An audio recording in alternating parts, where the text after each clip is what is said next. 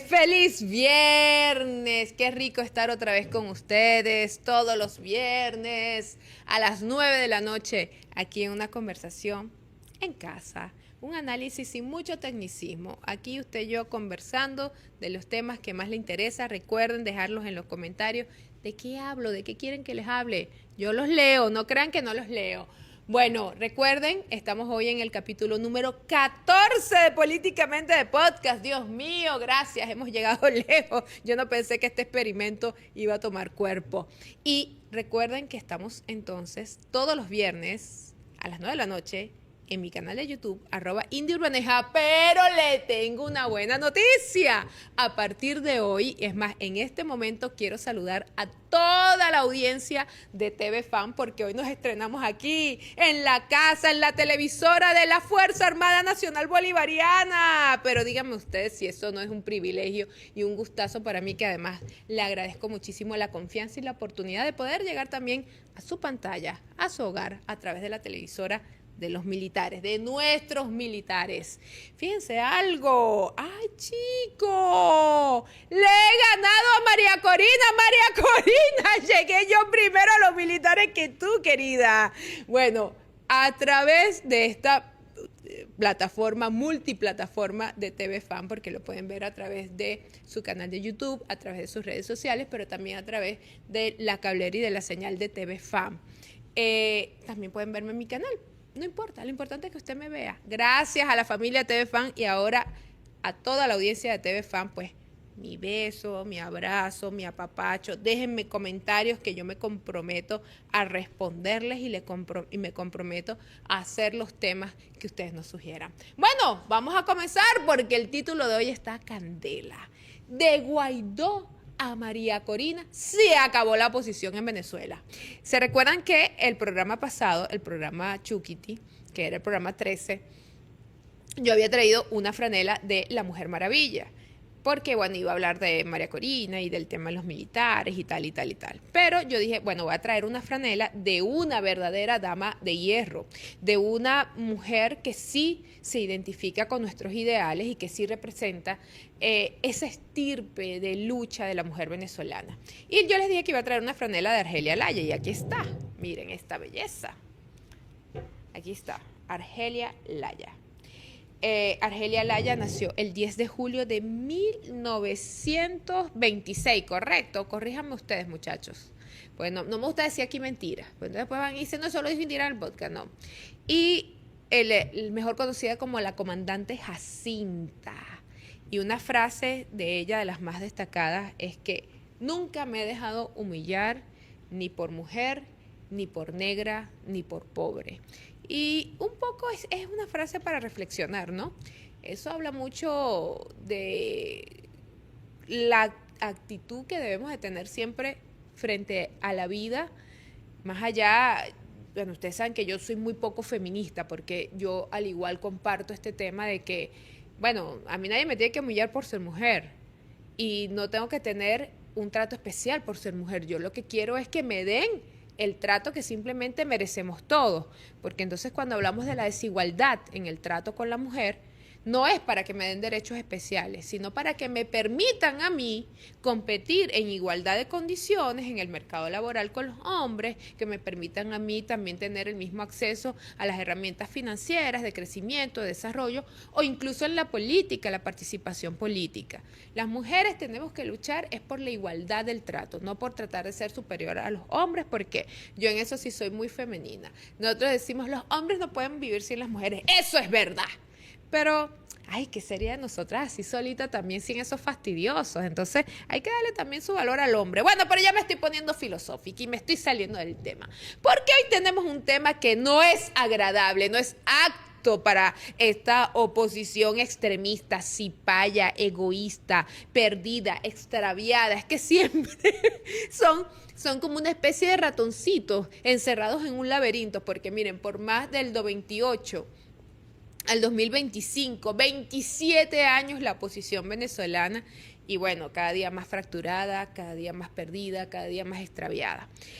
Y el título de hoy es De Guaidó a María Corina se murió la oposición, porque vamos a estudiar un poquito qué ha pasado, qué ha pasado. Y antes de empezar a hablar, por supuesto, de Juan Guaidó y de los últimos acontecimientos, María Corina Machado, y tú dirás, Indira y Edmundo, qué bueno. Ustedes saben que ese es el candidato tapa, ese es el relleno. Yo no sé por qué un señor a esta altura de su vida, con una edad respetable, bueno, se presta para hacer el monigote de toda una trama de intereses que los vamos a ir viendo y analizando. Una oposición extraviada, una oposición que nunca ha tenido un proyecto político claro. El peor drama de esta oposición es que su único proyecto ha sido: hay que sacar al chavismo del poder, hay que sacar al chavismo del poder. Pero hermano, eso no es un proyecto. El proyecto puede ser jugar a la política, establecer y luchar por tener una base social y popular robusta, y como consecuencia eso puede empujar un desplazamiento del chavismo del poder o en ese momento de la clase gobernante. O sea, tú como político no te preparas para ir a desalojar a otro, sino que te preparas tú para construir tu fuerza, porque ¿cómo tú desalojas a otra fuerza si no tienes fuerza? Entonces la oposición venezolana toda, aquí entran todas, aquí entra la terrorista. Acuérdense que las oposiciones se dividen, son subclases, ¿no? Tenemos una oposición que es extremista, que es terrorista, que es fascista y que es cipaya, que hoy la lidera María Corina, pero en su momento la lideró Juan Guaidó, y no nos vamos a ir más atrás porque necesitaríamos 15 programas por lo menos. Y tenemos la oposición que ni huele ni hiede, que es la oposición que siempre está en voy o no voy, un día estoy con Guaidó, como lo de Guaidó no salió bien, entonces me voy con el gobierno y hablo con el gobierno y negocio con el gobierno, y entonces si no aquí, o sea, no, y tampoco esa posición, que además muchos son mis amigos y hasta, bueno, sí, esos son mis amigos, converso normalmente con ellos.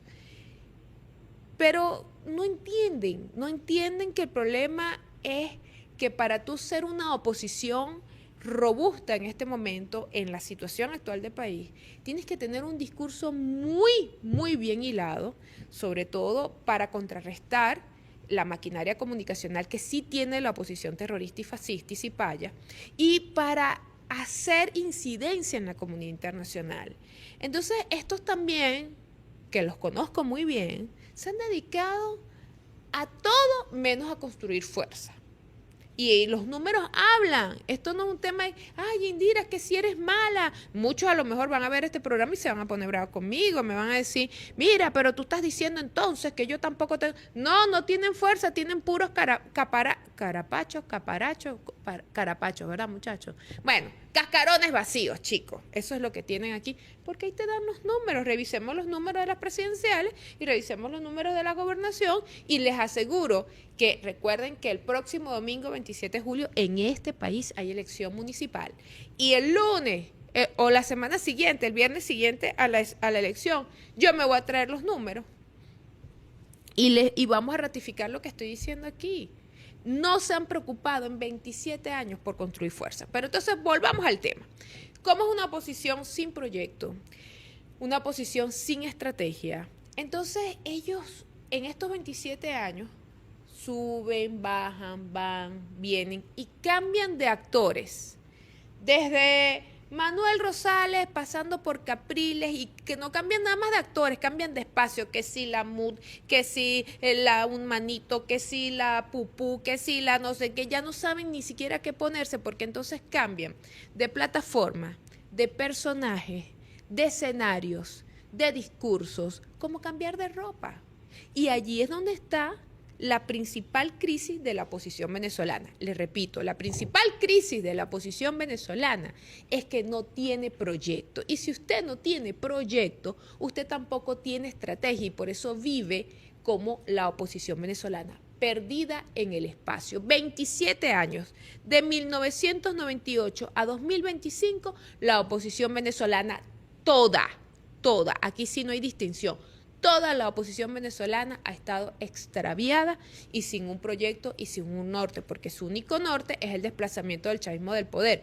Y eso no puede ser el proyecto. Eso podría ser la consecuencia de tu proyecto, porque el proyecto principal tú como líder político, como partido político, como organización política, tiene que ser la construcción de fuerza. ¿Y cómo construyes fuerzas, Indira Urbaneja? Bueno, muy fácil. Yo necesito reclutar gente que crea en mi proyecto. Entonces yo tengo que tener un proyecto país donde la gente va a creer y se va a alinear.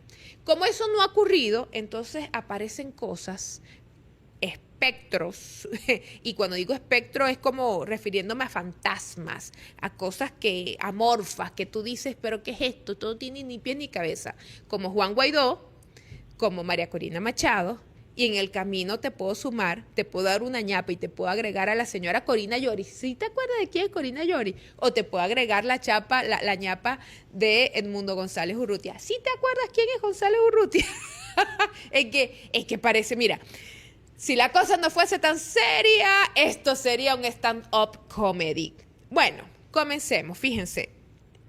Para hablar de Juan Guaidó, hay que irnos al diálogo de República Dominicana en el año 2017. Ustedes se recuerdan esos momentos muy intensos, donde todavía teníamos muchos problemas en el país de escasez, de protestas, de guarimba. Bueno, el país estaba caotizado. Gracias a el golpe parlamentario que quería impulsar primero Henry Ramos Alup y después Julio Borges desde la Asamblea Nacional. Cuando gana la oposición venezolana, gana la mayoría importante, una mayoría importante en la Asamblea Nacional, y obviamente el gobierno, como sabía que esto es lo que le querían, era dar un golpe parlamentario, y el trabajo de ellos no era generar leyes para estabilizar el país, para ver cómo se llegaba a una negociación política, sino que el proyecto de ellos era sacar a Maduro de Miraflores, lo que le estoy diciendo al principio. Su proyecto nunca ha sido político, ni social, ni qué vamos a hacer por los venezolanos, sino ver cómo sacamos al chavismo del poder. Entonces ahí se genera una crisis terrible. Y bueno, a través del auspicio de países como México, Chile, Bolivia, Nicaragua, incluso San Vicente y las Granadinas, proponen un espacio de diálogo que se da en República Dominicana y que estaba en ese momento avalado por el presidente de entonces, Danilo Medina, y por el expresidente de España, Rodríguez Zapatero. Se genera toda esta mesa de diálogo y llegan a un preacuerdo. Llegan a un preacuerdo donde, bueno, la oposición estaba pidiendo un canal humanitario, estaban pidiendo condiciones electorales, estaban pidiendo, bueno, una negociación que se relegitimara la Asamblea del 2015 porque, bueno, se había instalado también la Asamblea Constituyente y el TCJ, por el desacato de esa Asamblea del 2015, prácticamente le había tomado control de lo que era prácticamente el poder legislativo, porque bueno, la Asamblea estaba en desacato. Entonces, se reúnen en Dominicana los enviados del presidente Nicolás Maduro y los enviados de la oposición. Las cabezas más visibles por el lado del gobierno, bueno, era el hoy diputado y presidente de la Asamblea Nacional, Jorge Rodríguez. Creo, si no mal no recuerdo, la vicepresidenta Delcy Rodríguez también era parte de esa comisión. Y por el lado de la oposición, una de las caras más visibles era Julio Borges. Bueno, ellos aparte también estaban solicitando, bueno, las condiciones, el canal humanitario y la liberación de presos. El gobierno que pedía, bueno, el cese a las sanciones, porque hasta 2017 ya habían algunas sanciones, pero no eran las sanciones que terminaron de asfixiar la economía, que vienen después con el paquetazo de Juan Guaidó y Donald Trump en su primer gobierno. El gobierno también pedía, bueno, que se reconociera digamos, la legalidad de la Asamblea Nacional Constituyente. Bueno, vamos a ver este post del presidente Nicolás Maduro, donde dice que él estaba, bueno, es el post que comprueba la fe y la disposición del gobierno de Venezuela y del presidente Nicolás Maduro a firmar el acuerdo. Dice: firmo el acuerdo de República Dominicana y me comprometo a cumplir con cada parte del documento consensuado que la oposición no ha querido firmar. Quiero inscriban a sus candidatos y dar todas las garantías para que vengan observadores internacionales. El diálogo sigue abierto. Esto fue el 7 de febrero de 2018. Es decir, la disposición de avanzar en un acuerdo que en ese momento hubiese frenado la crisis política y hubiese abierto otro escenario, ahí está la prueba. Está la prueba de que el presidente Nicolás Maduro, 7 de febrero de 2018, firmó el acuerdo de República Dominicana. Pero ¿qué sucedió? La oposición se negó a firmar. ¿Quién tenía que firmar? El señor Julio Borges. ¿Y por qué el señor Julio Borges se negó a firmar el acuerdo de República Dominicana en 2018? Porque el señor Julio Borges quería ser presidente, número uno, y número dos, porque recibió instrucciones claras de algunos personajes del gobierno de Estados Unidos que le dijeron: no firmes, porque ya se estaba cocinando en los tanques de pensamientos de Washington, D.C., ya se cocinaba la idea de un gobierno paralelo. El germen de Juan Guaidó todavía no se sabía, no tenía nombre, era un rostro oscuro todavía, no se sabía quién se iba a poner, pero ya se tenía la idea de montarle un gobierno paralelo al gobierno del presidente Nicolás Maduro, y de aquellas tierras, estos lodos. Yo no sé si es así, pero yo acabo de reversionar el dicho ese. Ok, vamos a ver el post del innombrable, del traidor de Julio Borges, del verdadero culpable. Julio Borges es uno de los grandes culpables de la crisis política de Venezuela, porque si él hubiese firmado el Acuerdo Dominicana de 2018, créanme que los escenarios de encuentro, de diálogo, hubiesen sido otros y no hubiésemos llegado al nivel de sanciones, de asfixia y de todo lo que le han hecho al pueblo venezolano de Guaidó hasta hoy. Veamos este post. Julio Borges. En República Dominicana, a pesar de presiones internas y externas, me negué a firmar un documento donde no quedaban establecidas las condiciones para unas elecciones libres y democráticas. No permití un acuerdo donde las garantías para que el pueblo eligiera fueran vulneradas. Esto lo dice el innombrable de Julio Borges el 20 de febrero de 2018. Fíjense que, por supuesto, él tenía que mentir, él tenía que echar su cuento. ¿Y cuál es su cuento? No, su cuento es que no habían garantías y por eso él se negó a firmar. Pero ¿por qué él no apareció y por qué él no lo dijo allí en la mesa? ¿Y por qué no le dijo a los facilitadores, a Rodríguez Zapatero, al presidente Danilo? ¿Por qué no le dijo a los países que estaban facilitando ese diálogo: mira, yo quiero firmar, pero vamos a tratar de poner esto y esto y esto en el documento? Eso no ocurrió, porque el plan ya se estaba gestando. El plan de montar un gobierno interino en Venezuela ya se estaba gestando y por eso Julio Borges se negó a firmar el Acuerdo de República Dominicana. Por supuesto, él en ese momento, pues el encargado, el representante en el diálogo del gobierno de Venezuela, que era Jorge Rodríguez en ese momento, dijo pues que, y acusó a Julio Borges de recibir órdenes de Estados Unidos para que no firmara. Esto creó un cataclismo, no nada más con el gobierno, que sí había firmado el acuerdo, sino dentro de la misma oposición. Dentro de la misma oposición hubo una fractura gigantesca, porque gran parte de la oposición en ese momento no estaba de acuerdo con que Julio Borges se echara para atrás con el tema de la firma, porque sabían que eso iba a profundizar la crisis. Y entonces, bueno, eso le generó no nada más temas a lo interno, sino a lo externo de la oposición. Y le repito, Julio Borges quería ser candidato presidencial. Y como sus propios compañeros de oposición no lo iban a respaldar, Julio Borges se negó a firmar el Acuerdo de República Dominicana y agudizó la crisis y le abrió la puerta al plan de Juan Guaidó y le abrió la puerta a la cantidad de sanciones y a la asfixia que hoy tiene nuestro país. O sea, le repito, si hay una persona, y miren que yo le tengo bastante reserva a María Corina, pero sobre María Corina está una persona, sobre María Corina Machado, y esto es una cápsula, fíjense.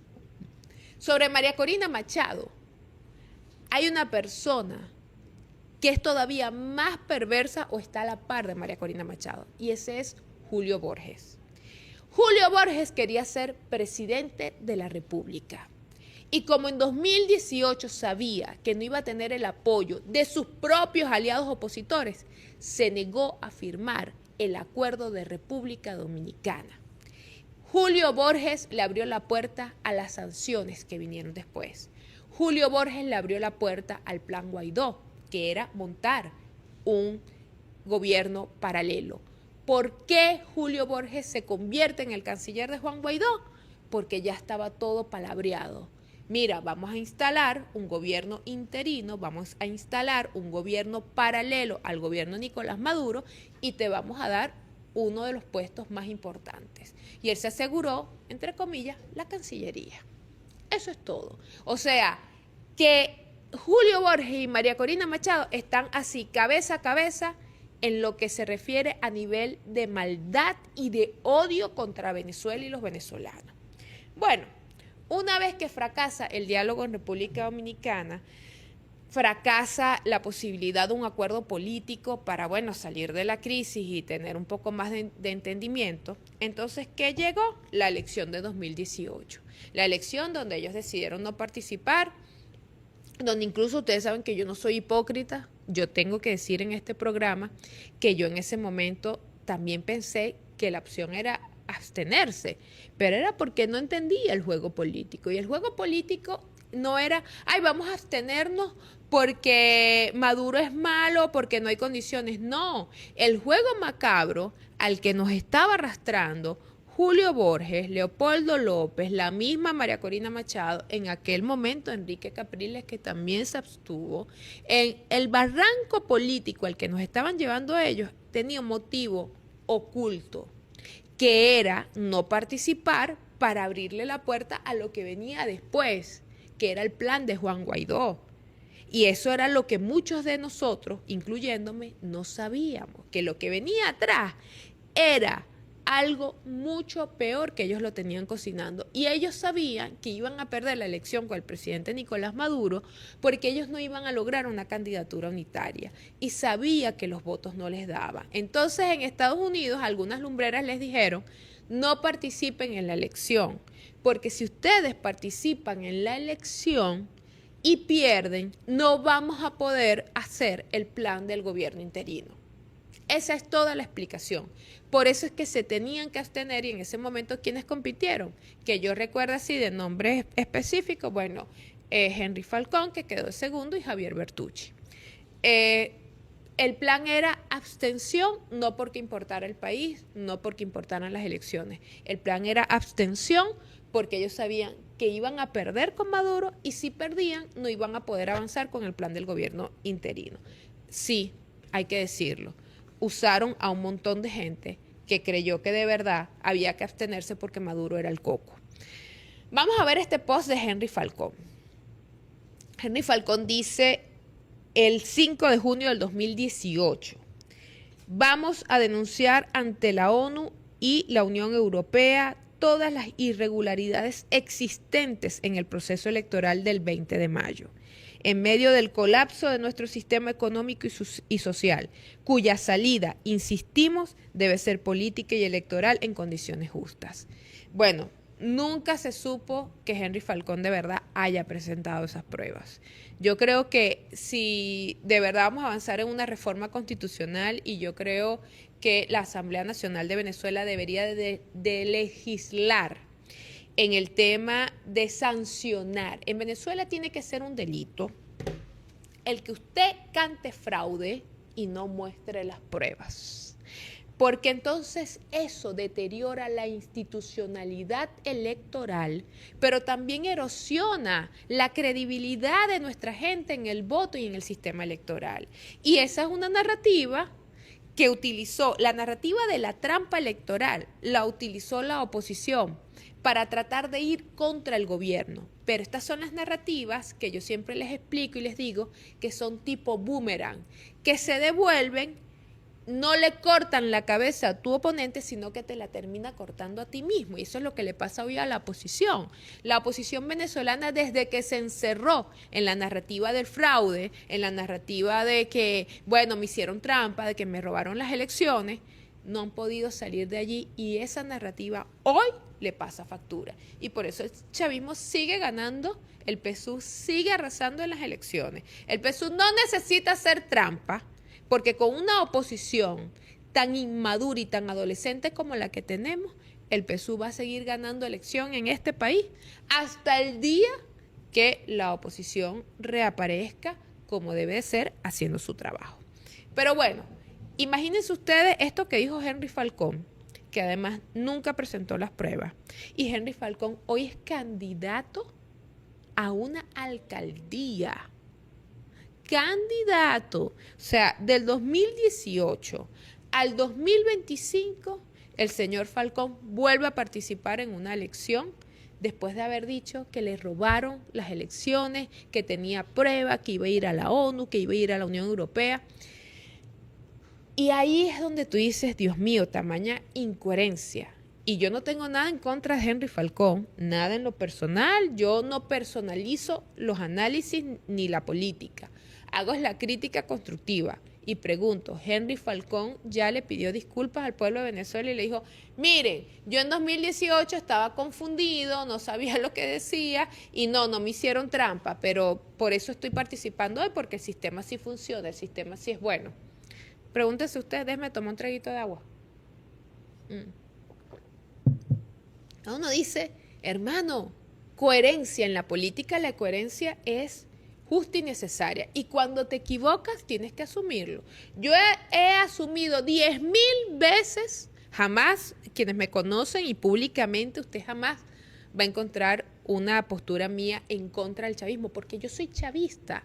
Yo nací en el chavismo y crecí en un hogar chavista. Y seguiré siendo chavista hasta el último día de mi vida.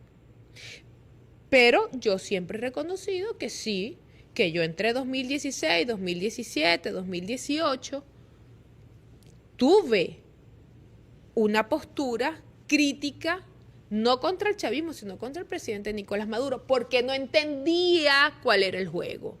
Y cuando estaba viviendo en Washington en 2019, viendo ahí face to face lo que pasaba con Guaidó, con el gobierno de Juan Guaidó, lo que pasaba en los tanques de pensamiento, lo que pasaba en el Departamento de Estado, lo que pasaba allí en la película. Yo estaba viendo la película en primera fila, nadie me lo estaba contando. Ahí entendí el juego. Y entonces me acusan y me dicen, no, es que tú te devolviste porque Maduro te dio un cheque. Bueno, yo jamás le he dado la mano al presidente Maduro, siempre he dicho, el día que el presidente Maduro tenga la oportunidad de conocerlo, bueno, le diré, presidente, ¿dónde está mi cheque? Porque la gente dice que usted me pagó por devolverme. Yo no me devolví porque yo nunca me fui del chavismo. Yo simplemente tuve una postura crítica con el presidente Nicolás Maduro. Y cuando entendí cómo era la cosa, recogí mi discurso crítico y empecé a hacer análisis y empecé a contribuir con mi patria. Pero yo no me escondo, chico. Yo no lo niego. Entonces estos actores agarran, hacen un desastre con el país, cantan fraude, llaman a Maduro dictador, bla, bla, bla, bla, bla, y después vienen como unas mansas palomas, participan en elecciones, siguen adelante como si nada, a uno le da mucha rachera, porque uno dice, bueno, eso es impunidad, pero no piden disculpas o no lo asumen. Y en mi caso, yo lo he asumido, y no nada más lo he asumido, he enmendado mi error y por eso ahora me doy la tarea de explicar qué es lo que hay detrás de esa gentecita. Pero bueno, volvamos al tema. Pasa la elección del 2018, Henry Falcón cantó fraude, Bertucci no cantó fraude, Maduro se elige presidente y ya estaba todo preparándose para abrirle la puerta a Juan Guaidó. Pero antes de abrirle a la puerta a Juan Guaidó, ocurre el intento de magnicidio contra el presidente Nicolás Maduro en el 4 de agosto. Vamos a ver este post de prensa presidencial. El 4 de agosto se llevó a cabo un ataque con drones para eliminar la vida mía y la del alto mando político y militar del gobierno de Venezuela. Las investigaciones conducen a una planificación desde Estados Unidos, apuntó el presidente Nicolás Maduro. Venezuela alza su voz en la ONU, eso fue en el marco de la Conferencia de Naciones Unidas, y esto lo dijo el presidente el 26 de septiembre de 2018, pero el intento de magnicidio fue el 4 de agosto de 2018. Y las investigaciones y todas las historias desde ese entonces hasta hoy han demostrado y comprobado que Julio Borges fue uno de los personajes, o Julio Borges es uno de los autores intelectuales del intento de magnicidio con drones en contra del presidente Nicolás Maduro y del alto mando político y militar que se encontraba en ese momento acompañando al presidente Nicolás Maduro en un acto. Recordemos que por ese tema de los drones también Juan Requesén estuvo preso. Y recordemos que por todo ese tema de los drones se descubre cuál era la farsa en ese momento de Julio Borges. ¿Y por qué Julio Borges hizo eso? Bueno, porque si eso hubiese dado los resultados que ellos esperaban, que era asesinar al presidente y que hubiese un golpe de Estado, ellos contaban con que los militares iban a llamar a Julio Borges y le iba a decir, bueno, como usted fue el que armó todo y como usted fue el que mató al presidente, usted es el que va a asumir entonces la presidencia de la República. Pero es que miren esas cuentas tan locas que esa gente saca. Y hasta hoy la siguen sacando, porque cuando María Corina Machado saca un comunicado diciéndole a los militares hagan algo, yo creo que ya le hablé de esto en el programa pasado, pero se los recuerdo hoy. Juguemos un escenario que está cancelado, no existe, pero a mí me gusta jugar escenarios como buen analista. Juguemos un escenario donde de verdad aquí hay un golpe de Estado militar.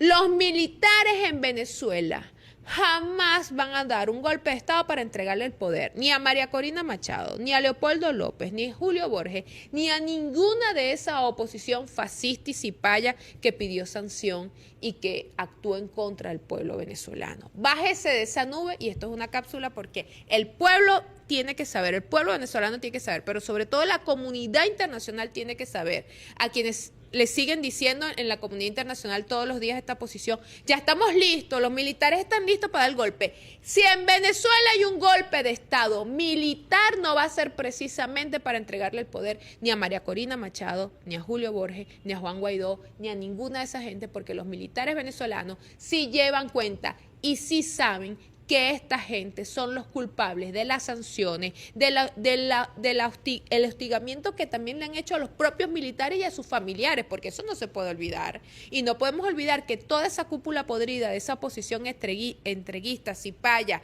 terrorista y fascista es la que vive diciendo en Washington que nuestros militares son narcotraficantes, que nuestros militares son los que mantienen a la cúpula de la dictadura, que nuestros militares son unos arrastrados, unos eunucos que no tienen cerebro y que hacen todo lo que Nicolás Maduro les diga. Esa misma oposición que quiere que los militares den un golpe de Estado es la que denigra, humilla y malpone a nuestros militares. Siguiendo en el tema. Bueno, ¿qué pasó?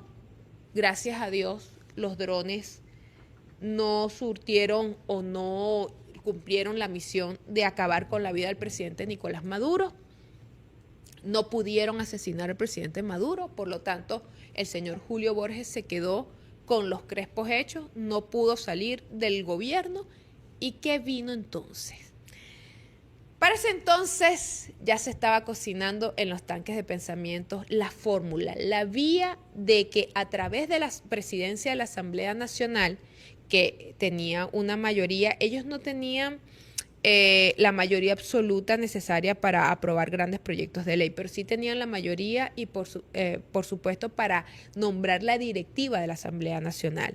Entonces, ¿cuál era el plan? Como en 2019, el 5 de enero de 2019, le correspondía a voluntad popular tomar la presidencia de la Asamblea Nacional, bueno, ellos desde 2018 comenzaron a diseñar un plan que estuvo, por cierto, muy bien apoyado por el que era entonces embajador de Colombia en Washington, que era el embajador de Iván Duque en Washington, el señor Pacho Santos, un gran enemigo hoy de Venezuela y los venezolanos. Yo lo conocí, es un señor que en lo personal me cae muy bien, en lo personal, pero no comparto el odio que tiene contra Venezuela. ¿Y por qué yo digo que Pacho Santos odia a Venezuela? Porque ellos han confundido su odio y su lucha contra el gobierno, contra las acciones que ellos hacen, que al final las pagan son los venezolanos, porque cuando el señor Pacho Santos está de acuerdo con las sanciones, él no es que está yendo solo en contra de Maduro, de Delcy, de Diosdado, de Jorge, de todo el alto mando político del país. Él está yendo en contra de usted y de mí y de todos los venezolanos, porque al final del día las sanciones las paga el pueblo. Entonces, por eso yo digo que el señor Pacho Santos no quiere a los venezolanos y que nos odia, porque hay que odiar mucho a un país para pedir sanciones, porque todos sabemos que las sanciones que asfixian la economía de un país no son, es mentira que esas sanciones están dirigidas para el gobierno. No, esto es solamente para hacerle daño a Maduro y a Diosdado. No, eso es mentira. La sanción nos hace daño a todos y nos hace daño a todos por igual. A los chavistas y a los no chavistas, a los opositores y a todos nos hace daño. Entonces el señor Pacho Santos fue uno de los lobistas. Fue una de las personas que le dijo a la administración en ese momento, gobierno de Donald Trump, Mike Pence, vicepresidente, y les decía, hay que apoyar el gobierno interino de Venezuela. Todavía no tenían nombre, estaban estaban allí, pues, barajeando quién va a ser, quién no va a ser, pero le correspondía a voluntad popular. Por eso es que el gobierno, mal llamado gobierno interino, el gobierno de Narnia de Juan Guaidó, estuvo dirigido por Leopoldo López y por voluntad popular, porque era a quienes le correspondía en ese momento la presidencia de la Asamblea Nacional. Es un dato que no está en mi guión y yo se los voy a dar porque estos son historias vivas de lo que uno va por allí recolectando. Al que le correspondía ser presidente de la Asamblea Nacional por voluntad popular era al señor Luis Florido. Y yo no sé si usted se acuerda, por eso es que a mí me encanta hacer este tipo de programas de análisis ya de hechos pasados, porque, ya déjenme mostrar mi franela de Argelia Laya, porque a mí me gusta recordar pequeños detalles que a veces, bueno, también con tantas cosas que tenemos en el día a día, no nos olvidamos rápido, esa es la verdad, olvidamos rápido porque, bueno, estamos en muchas dinámicas, ¿no? Pero escuche esto y esto es una cápsula de historia patria. En el año 2019, a quien le correspondía la presidencia de la Asamblea Nacional por el Partido Voluntad Popular era a Luis Florido, no a Juan Guaidó. Pero como Luis Florido era incómodo para los intereses de Leopoldo López y de la familia de Leopoldo López, yo no sé si usted se acuerda, pero más o menos en septiembre, octubre, por allí, noviembre del año 2018, le hicieron la guerra a Luis Florido para sacarlo de Voluntad Popular. Es más, me recuerdo clarito que hasta la mamá de Leopoldo López, el papá de Leopoldo López, se metieron en un asunto del partido, se metieron a opinar en contra de Luis Florido. O sea, eso algo nunca visto, pues como que mis padres se metan a opinar en el, bueno, no sé, como que la familia del presidente Maduro se mete a opinar dentro del PSUV. O sea, ya va, que hay una directiva, que hay un cuerpo colegiado, o sea, como mi mamá y mi papá se van a meter en los asuntos internos del partido. Ellos crearon un drama, un papelón, una película así de grande con Luis Florido para sacar a Luis Florido, porque ellos necesitaban a un bobolongo, ellos necesitaban a alguien que ellos pudieran controlar y manejar como marioneta. Y allí es donde surge el nombre de Juan Guaidó. Entonces comienza el año horribilis, dijera la fallecida reina de Inglaterra, Elizabeth. Cuando el año horribilis para ella fue cuando murió Diana, también hubo un incendio en uno de sus castillos. Entonces ella dijo que ese fue el año horribilis. Para mí, el año horribilis de esta historia política contemporánea es el año 2019. Porque es cuando entonces el señorito Juan Guaidó se autojuramenta. Vamos a ver este post del innombrable de Julio Borges. Dice, total apoyo al acuerdo de la Asamblea VE sobre la usurpación del dictador Nicolás Maduro con base en los artículos 233, 333 y 350 para impulsar la transición y convocar elecciones, así como la amnistía a militares y civiles que contribuyan al restablecimiento de la democracia. 15 de enero de 2019. Empieza el año horribilis en Venezuela 2019 con el show de que Maduro era un usurpador, un ilegítimo, y que por eso entonces al declarar la vacante, porque Maduro según ellos no había sido elegido por el pueblo venezolano, entonces eso le daba a ellos sustento para ese proyecto mal llamado gobierno interino, que todos sabemos que fue el gobierno de Narnia de Juan Guaidó. Allí empieza la locura, uno de los episodios más oscuros y más críticos de nuestra historia política contemporánea. Vamos a ver otro post de la DW en español. ¿Por qué? Porque el señor Juan Guaidó, después que había dicho que él no se iba a juramentar presidente de la República, que él iba a llevar adelante era, un tema de pedir elecciones, de pedir nuevamente elecciones, de pedir que se hiciera una transición acordada, pero que lo iba a hacer como presidente de la Asamblea Nacional, o sea, como presidente del Parlamento, no como presidente de la República. Incluso allí hay un pasaje que fue el famoso video ese donde él sale con la capucha, que él sale de ahí de reunirse con el señor Diosdado Cabello y creo que Freddy Bernal también. Ese video sería buenísimo que algún día lo hagan público. En esa reunión, Juan Guaidó se comprometió a no juramentarse como presidente de la República. ¿Y qué hizo el señor Juan Guaidó el 23 de enero? Veamos el post.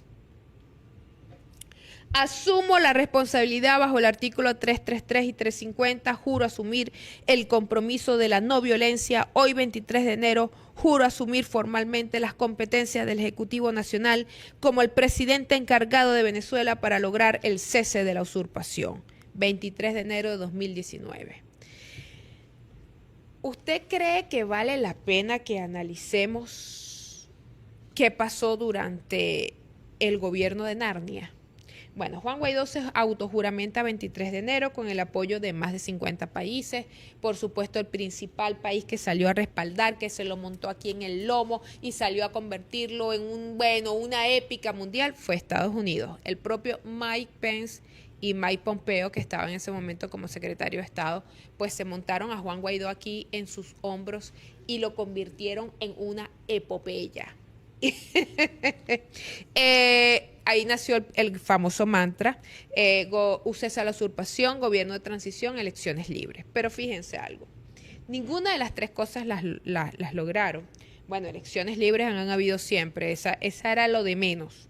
Pero si ellos de verdad se hubiesen enfocado, en decir, vamos a una negociación, vamos a hacer unas nuevas elecciones vamos a hacer una negociación como la de República Dominicana, miren, nosotros pedimos que quiten las sanciones, pero repitamos las elecciones y vamos a poner candidatos y bla, bla, bla, bla, bla, bla, bla. Ellos nunca se dedicaron a eso. ¿Qué fue lo primero que hizo Juan Guaidó? Juan Guaidó, una de las primeras cosas que hizo fue pagar intereses de las deudas de los bonistas, porque ahí le quedaba una gran comisión a él y a su hermano. Eso da para otro programa. Una de las primeras cosas que hizo Juan Guaidó fue empezar a nombrar embajadores, gobiernos, cancilleres, sistema de comunicación, donde ahí están los 5 millones de dólares, eso de Leopoldo Castillo, que le dieron para que montara el Telesur paralelo, incluso donde estaba Alberto Rabel, más de 5 millones de dólares que nunca dieron cuenta de eso y dejaron un poco a periodistas guindando. Bueno, ahí comenzó el año horribilis, porque entonces ellos se dedicaron fue a saquear nuestros activos, tomar control de nuestros activos. Ahí es donde entonces ellos toman control de Citgo, de monómeros, de todas las cuentas bancarias que tenía la República en el extranjero, del oro que todavía lo tenemos preso en Inglaterra. Allí es donde ellos empiezan a hacer desastre. No eran gobierno formal y se robaron miles de millones de dólares. No fueron un gobierno formal y nunca le dieron ni una aspirina a este pueblo, porque todo ese dinero que les dio la USAID, todo ese dinero que le dio la cooperación internacional, todo ese dinero que le dio la Unión Europea, más el dinero de nuestros activos que ellos se robaron, ¿qué hicieron por los venezolanos? ¿Qué hicieron por usted que me está viendo? Solamente de USAID.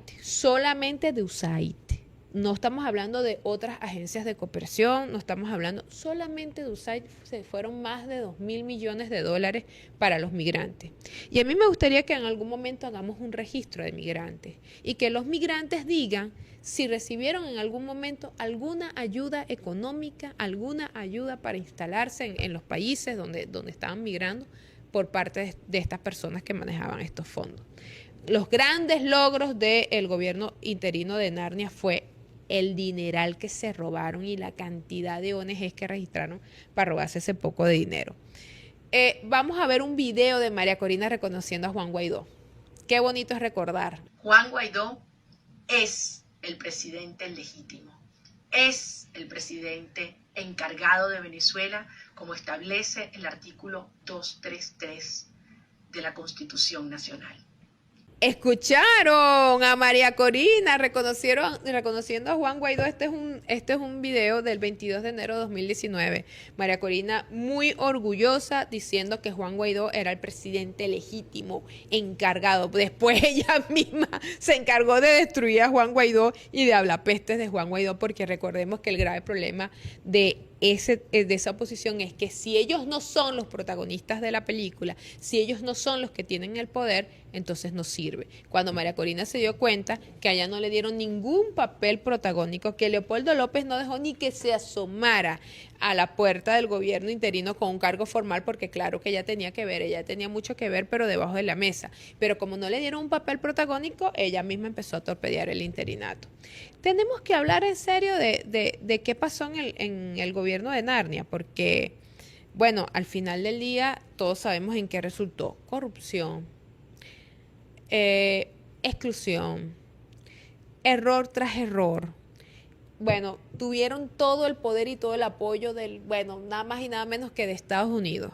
Llevaron a Juan Guaidó nada más y nada menos que al evento del Estado de la Unión con Donald Trump. Por eso cuando yo le decía en enero, cuando Donald Trump iba a tomar posesión, yo le decía, mira, Donald Trump tiene que escoger. Incluso Marco Rubio también tiene que escoger, porque Marco Rubio y Donald Trump ya fueron derrotados por Nicolás Maduro en el primer gobierno de Donald Trump. Porque Marco Rubio en ese momento no era secretario de Estado, pero era senador y era del Comité de Política Exterior y era uno de los, de los senadores que más le tenía el ojo puesto a Venezuela y que más hizo para desalojar al chavismo del poder. Era el senador que se daba la tarea de ofrecerle una braga naranja al señor Diosdado Cabello o una braga naranja al señor Padrino López. Y fíjate, ¿qué pasó? Se fue Trump del poder, se fue Rubio del poder y no pasó nada. Por eso era que yo le decía que aquí estábamos, si hablamos en términos de boxeo, Nicolás Maduro, Donald Trump y Marco Rubio, Maduro 1, Donald Trump, Marco Rubio 0. Y si siguen cometiendo los mismos errores que hasta ahorita hemos venido visualizando, el marcador va a quedar entonces después 2-0 y no diga que no se lo dije. Ay, me parezco a María Corina con ese tema del 2-0, el 4-0, 5-0. No habló María Corina más nunca del marcador, ¿se dan cuenta? Ustedes saben que entre los primeros programas, yo no me acuerdo si fue el programa número 3, que hablábamos del tema del marcador de María Corina. Más nunca habló de María Corina del marcador, porque ella va a -10 contra el gobierno. Pero bueno, así como nació el interinato para joderle la vida a este país y a los venezolanos, murió. Yo no me voy a extender aquí en hablar qué pasó en el interinato porque ustedes lo saben.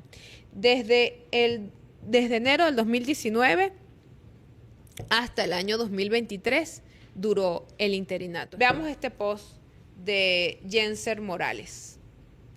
Dice, la Asamblea Nacional elegida en 2015 votó este viernes para eliminar el gobierno interino de Juan Guaidó, la cual asumía desde el 23 de enero de 2019. La decisión se tomó 72 votos a favor, 29 en contra y 8 abstenciones. Es decir, ni su propia gente quiso que Juan Guaidó continuara, porque es que lo habían hecho terrible. O sea, ni los propios opositores querían que Juan Guaidó continuara.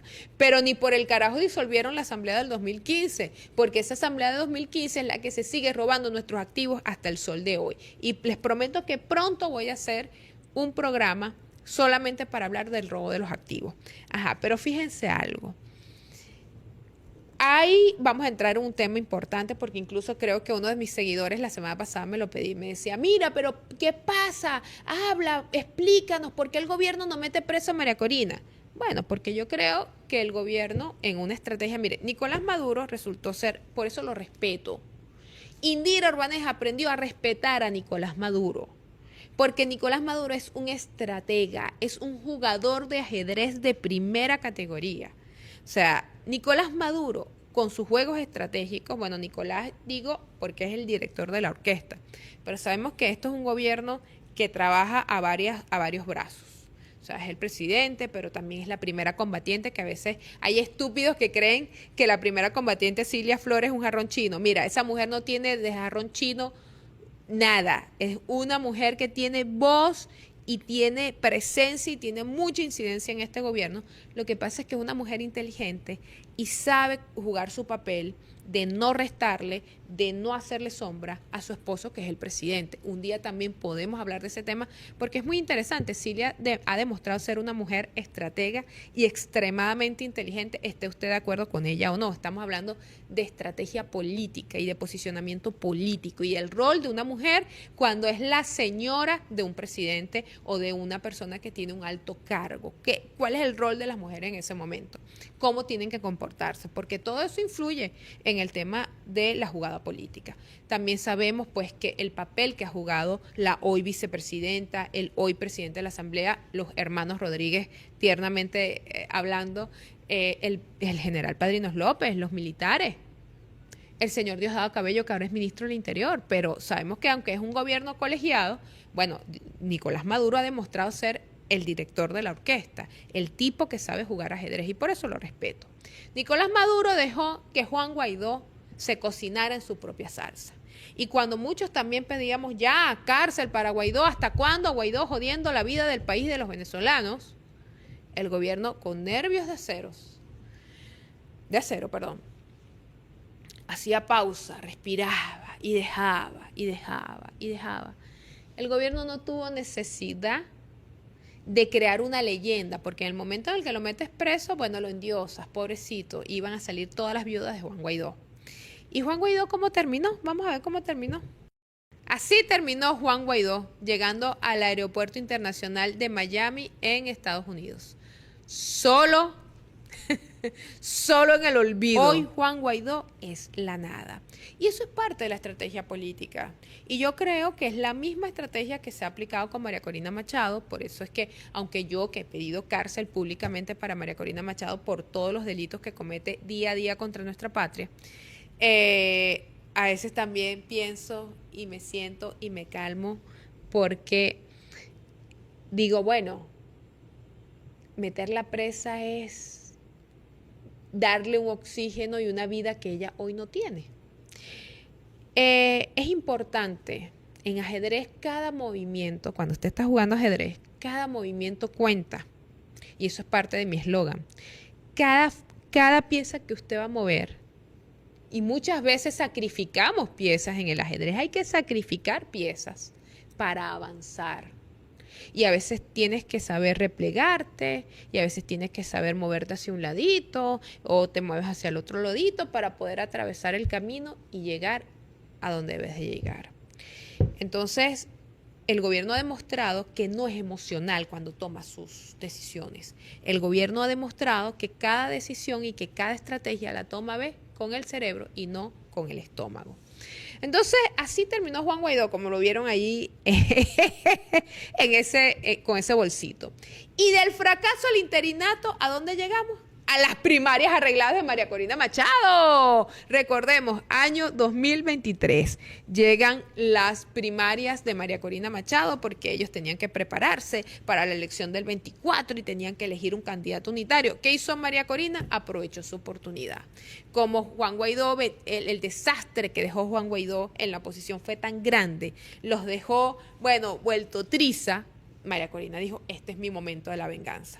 Y organizó unas primarias a su medida, con sus reglas, con su gente, con su financiamiento. Bueno, financiamiento externo, pero ella ahí poniendo, manejando la plata, tal. Sacó del partido a Rosales, sacó del partido a Capriles, sacó a todo el mundo, barrió a todo el mundo, terminó de destruir lo que quedaba de oposición para ella imponerse unas primarias cuando ella sabía que estaba inhabilitada, cuando ella sabía que no había forma ni manera de que ella pudiera correr. Y entonces después vamos a ver el post de María Corina Machado, porque ella sale diciendo que ella recibió casi 3 millones de votos. Y eso se contrasta porque entonces al final no se sabía si eran 600,000, que es el boletín más o menos real que se tuvo, 600,000 votos en la primaria. Después ella misma habló de 900,000, de 900,000 lo llevó a 1.200.000, de 1.200.000 lo llevó a 2,5 millones, y después terminó diciendo que fueron 3 millones. O sea, y sin una forma de comprobar. Porque terminó la primaria, inmediatamente ellos quemaron los cuadernos de votación, ellos quemaron todo el material electoral porque supuestamente no podían darle pruebas al gobierno. Ajá, pero ven acá, después la fiscalía las pidió y ese proceso está allí abierto y ahí no se ha cumplido con nada de lo que la fiscalía pidió.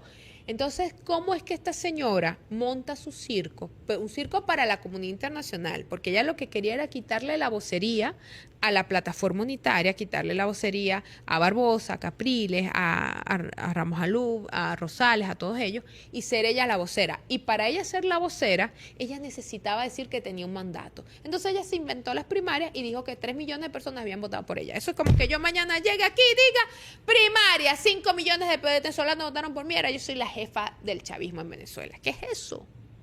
¿Qué es eso? Pero todo es parte del plan. Tenemos el post de María Corina.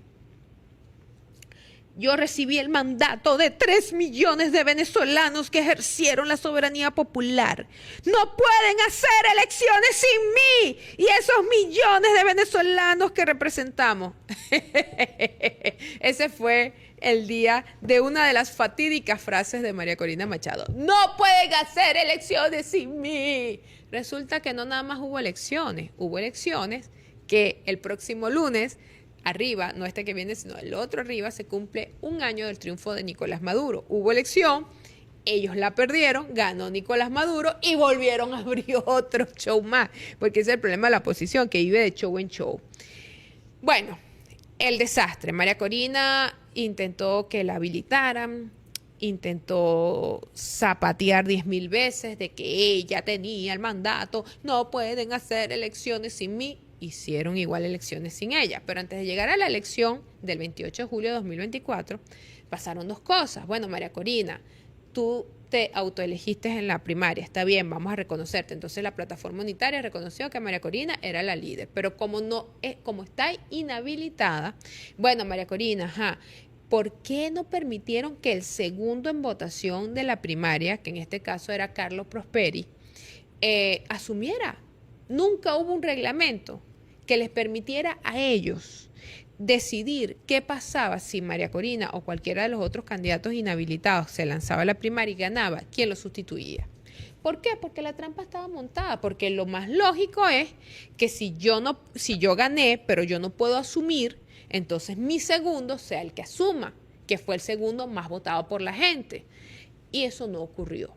María Corina, en su pataleta y en su gran despliegue de democracia, imagínense ustedes lo demócrata que es María Corina, que ella dijo, no, el segundo más votado no va a ser el que yo ponga, porque eso es mío y yo decido quién se lo doy. Bueno, ahí fue cuando apareció, ¿se acuerdan de aquella señora Corina Llori? A mí me da cosita porque a mí me cuesta mucho, yo no puedo meterme o criticar a las personas mayores, me cuesta muchísimo. Pues bueno, todos tenemos abuelitos, todos queremos, además yo que vivo haciendo trabajo social con los abuelitos en los asilos me cuesta. Yo soy una mujer muy dada al tema del adulto mayor porque además yo creo que todos vamos para allá. Entonces, no, es así, todos vamos para allá. Pero Corina Llori fue un show de María Corina. Y entonces aparece ¿quién? El candidato tapa. Porque no iba a ser el señor Edmundo González el sustituto. Bueno, María Corina sabemos todo lo que hizo para que no fuese Manuel Rosales. ¿Qué hubiese ocurrido si Manuel Rosales hubiese sido el que quedaba como candidato para ir con el presidente de la República, Nicolás Maduro? Yo creo que el escenario fuese otro, pero María Corina no lo iba a permitir porque María Corina necesitaba personas que ella pudiera manipular y bueno, era muy difícil que ella manipulara al señor Rosales, que ya también es un señor con su recorrido, con su experiencia. Entonces, ¿qué ocurrió? Después que María Corina destrozó a Rosales, el candidato tapa iba a ser un chofer. No lo estoy diciendo en forma despectiva. Iba a ser el chofer de una de las personas de Unión, del partido de Rosales, de UNT. Y miren, le dicen, miren, ¿en serio ustedes van a postular un chofer? No deberían de postular otra persona. Y así es que le dicen a Edmundo González para postularlo. Y Edmundo González renunció. El mismo día que él se postuló, él renunció. Lo que pasa es que Omar Barbosa tiene guardada, o me imagino que ya habrá, no sé, la habrá desaparecido, la renuncia de Edmundo González. Inmediatamente que lo postulan, él renuncia porque él sabe que lo que estaba haciendo era una candidatura tapa, que era para guardar el puesto, pues para esperar que se terminaran de dar las negociaciones que se estaban dando, terminar de decidir quién podía ser, y por eso es que cae Edmundo González Urrutia. Y así es que llegamos a la elección del 2024, así es que el presidente de la República, Nicolás Maduro, se reelige. ¿Y qué sucedió? Bueno, que ellos inventaron su tema de sus actas, no aceptaron los resultados, porque cuando el resultado no me favorece no lo acepto, montaron su show, mostraron las actas en cualquier parte del planeta Tierra, menos en donde la tenían que llevar, que era el Tribunal Supremo de Justicia. Y esa es la gran pregunta que hoy se hace hasta la comunidad internacional que los ha apoyado. Dice, bueno, pero ven acá, ¿por qué no llevaste las actas al Tribunal Supremo de Justicia, que era la primera instancia por naturaleza que tú tenías que cubrir? Ustedes no se dan cuenta que ya ellos ni hablan de las actas, porque ellos mismos saben que eso no tiene consistencia, que eso no es verdad, que ese montaje que hicieron no es creíble para los que consumen fake news sin investigar y sin saber. Pero el que de verdad sabe del tema técnico electoral también sabe que ese montaje que hizo María Corina Machado y su equipo de Súmate no tiene peso, porque si tuviese peso, ellos hubiesen logrado que los países se unieran para que apoyaran a Edmundo González como presidente del exilio o como presidente electo. Y eso no ocurrió. ¿Y por qué no ocurrió? Porque no hay un asiento legal real para juramentar a Edmundo González como presidente electo. Aunque eso no lo descarten, eso puede pasar también en cualquier momento, porque es que esta gente ha demostrado, si consiguen algún país que le haga el papel de tonto útil, créanme que lo van a intentar hacer. Miren, yo quiero cerrar con este post de Miguel Fontán y hacemos un cierre del análisis. Veamos este post de Miguel Fontán. Dice, es un poquito largo, dice, del hasta el final al va a pasar. Madre mía, ¿cómo pueden existir personas que abracen estos eslogans, que son más propios de una preventa de Venevisión que de la política de alto nivel? Este liderazgo le falló a sus seguidores cuando dijo que no podían inhabilitarla, a María Corina, porque a ella la había habilitado el pueblo, que sin ella no había elecciones, y le terminó haciendo campaña a un mudeco. Escoger un sustituto era perder contra Maduro.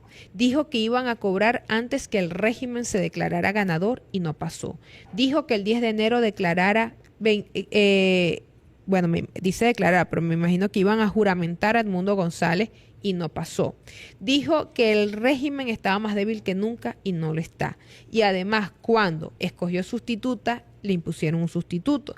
Estaban preparados para cualquier cosa y el régimen se orinó en sus actas. Y ahora, a un año de toda esa acumulación de fracasos, inventa otro eslogan atemporal que dice, va a pasar. Madre mía, no me imagino cuál será el eslogan del próximo año. Seguimos avanzando, Cristo viene y viene arrecho, 5-0 perdiendo, pero vamos ganando.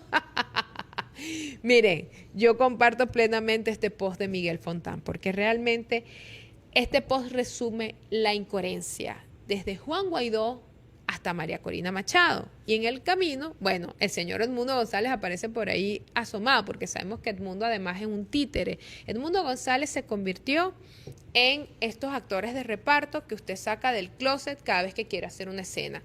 Lo llaman a la grabación y después lo vuelven a desechar.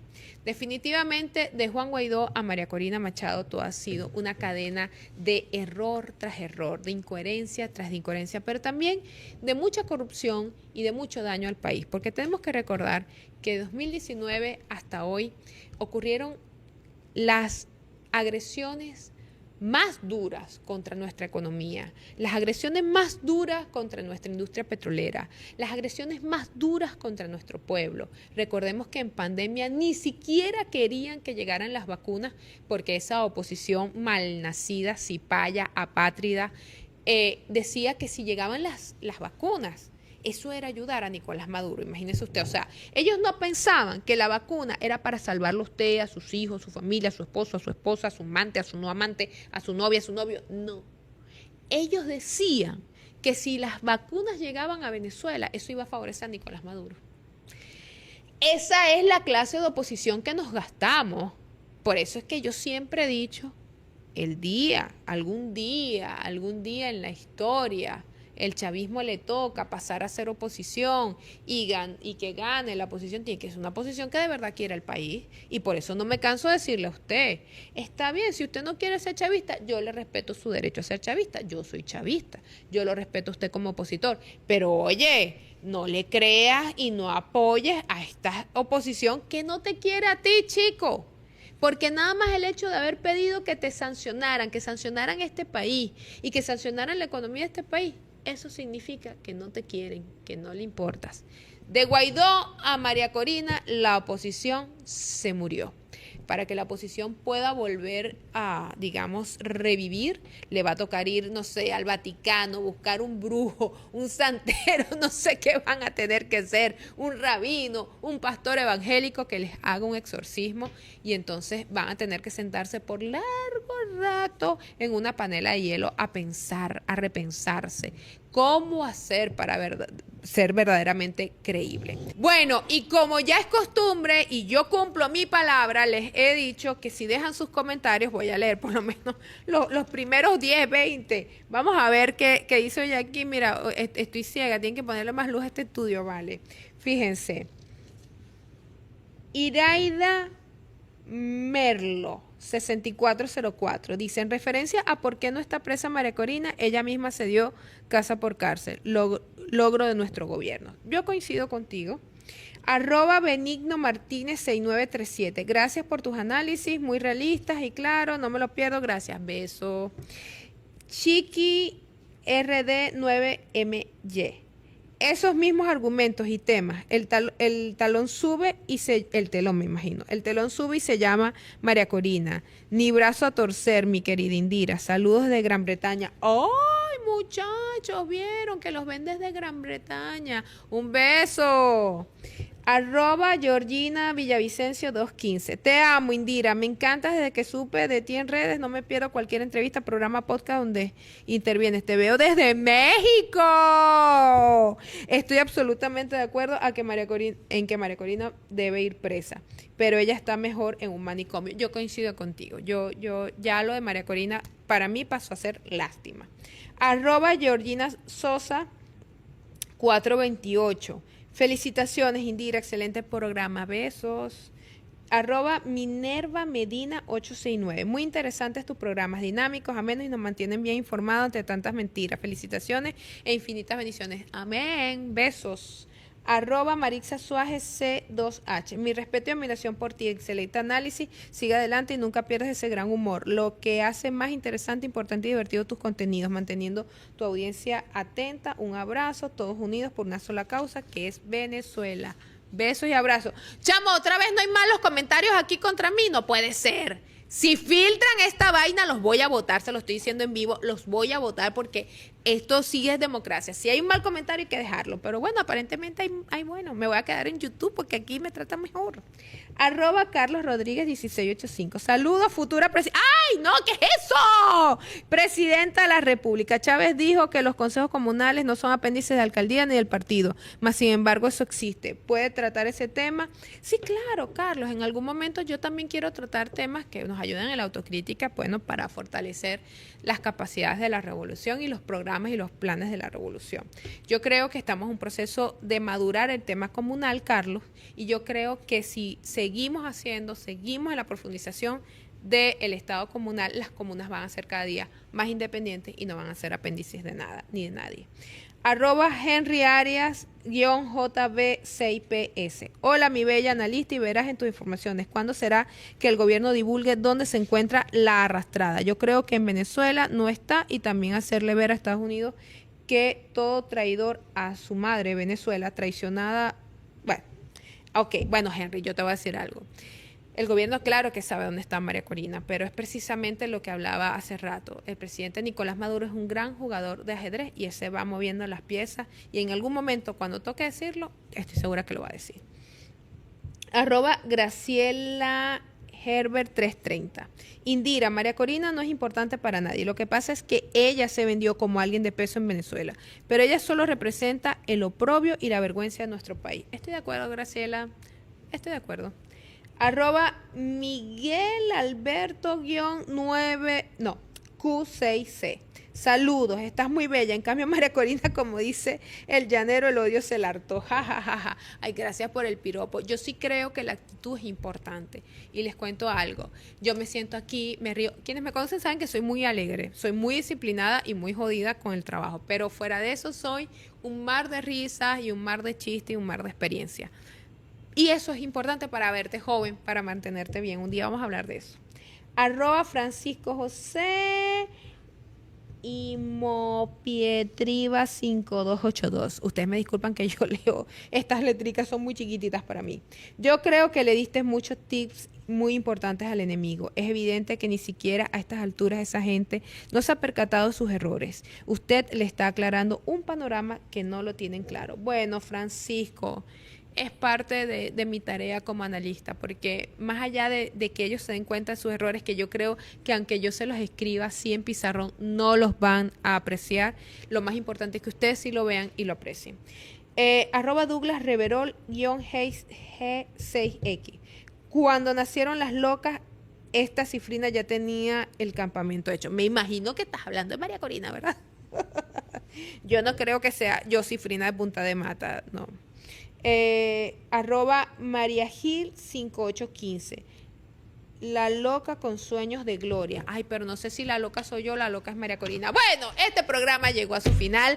Ya saben que pueden verme todos los viernes a las 9 de la noche por @IndieUrbaneja y por @TVFam. Muchísimas gracias a la familia de TVFam por recibirme, por abrirme sus brazos en este primer programa para ellos. Y ustedes no se desconecten. Por @Indie, por @TVFam, lo importante es que usted me vea. Y no nada más que me vea, que ponga en práctica todas las cositas, que se autopregunte, reflexione, autoanalice usted. No crea lo que yo le digo, crea en los análisis que usted puede hacer a partir de los insumos que yo le doy. Nos vemos el próximo viernes a las 9 de la noche aquí en Políticamente de Podcast.